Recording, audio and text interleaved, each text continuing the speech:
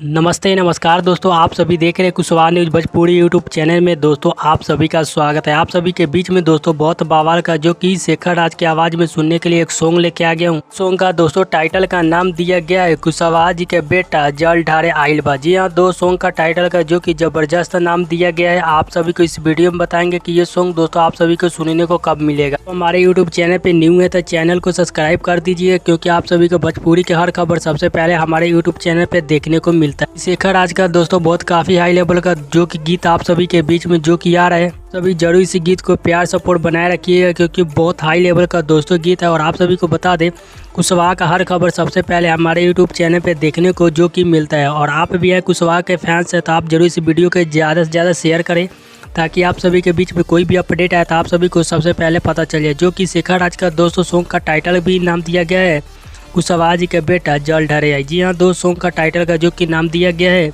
इस गीत का बात करें तो इस गीत को गाए हैं जो कि शेखर राज, इस गीत को लिखे हैं जो कि मंजीत मेहरा जी इस गीत को दोस्तों लिखे हैं।